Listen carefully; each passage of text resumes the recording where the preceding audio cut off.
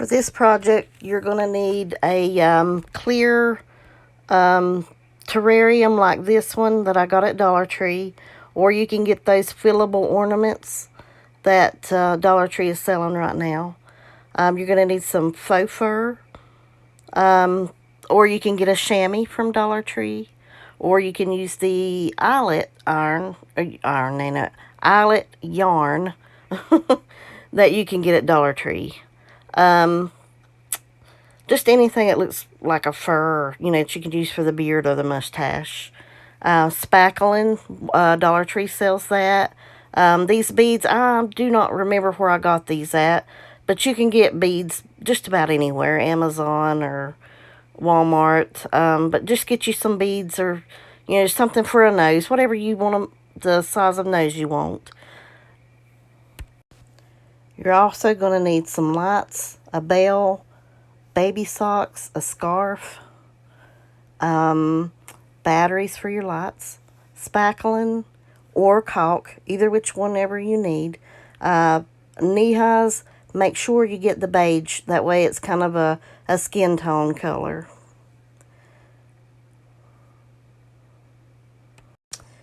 Now let's get your ornament or your terrarium and get them prepped for all your little accessories that you're going to put on it. And just go ahead and get your spackling.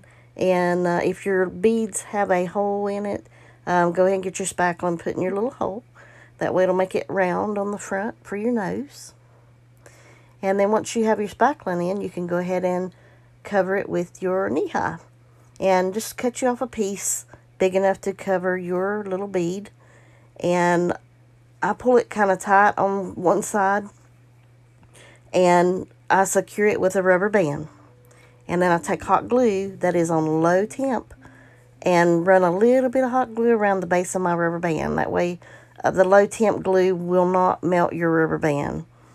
And then I cut off the excess knee-high that's hanging out on the back side. Next, I'm going to get my faux fur piece. And you don't have to cut yours like mine, and I'll lay it out here in just a second. You'll see how it's cut. But I cut it that way so that it would maybe make a curve and curve around my terrarium better. And I just kind of hold it up and make sure everything's going to look good. And then I start gluing where I like the way it's laying. And just make sure your glue gun is on low temp and get it glued all the way around. And make sure if you're using a terrarium that your hole is in the back side. That way you can get to it easier and get your lights in.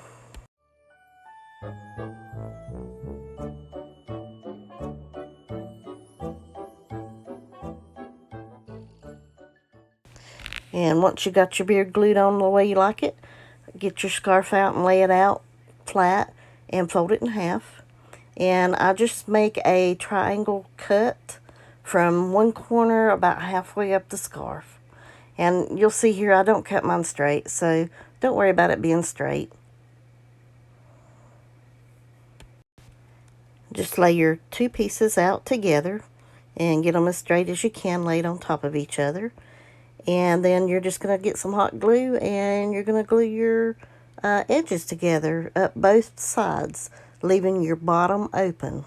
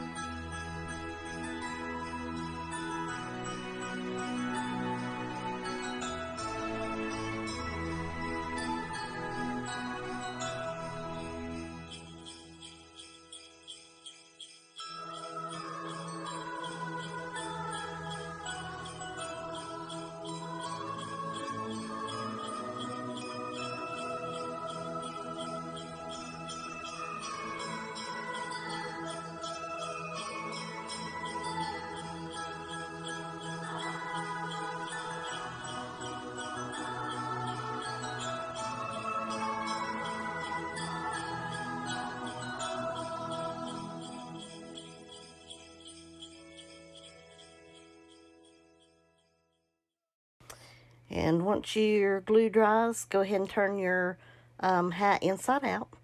And then I take a little bit of polyfill and I stuff it. I don't stuff it all the way to the tip top corner. And you don't want to overstuff it, so just stuff it lightly. Enough where it's going to poof out and stand like you want it to. And I'm trying to fold my edges up here so you don't see the little edges on the ends of each side of the hat. But you really don't have to worry about doing that. After I'd done that, the hat was a little smaller than I wanted it to be anyway. But I fix it here in just a few. I'll show you what I do to fix that. And it makes it look like the hat has a cuff around the bottom of it there.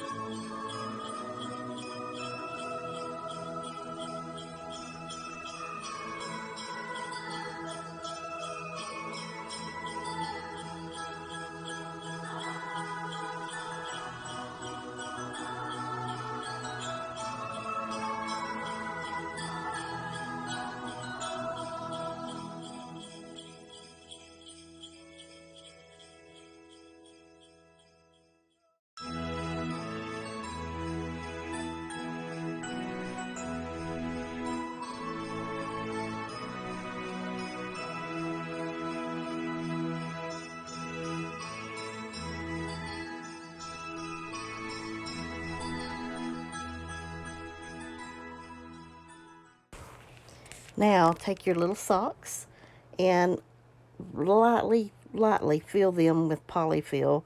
I probably overstuffed mine just a tick, but I didn't mean to. I do go back and pull a little bit out of the first one I done. I think I just thought it was a little too fat. And you don't want them really fat. You just want them enough where they look like their arms and they're standing out just a little bit.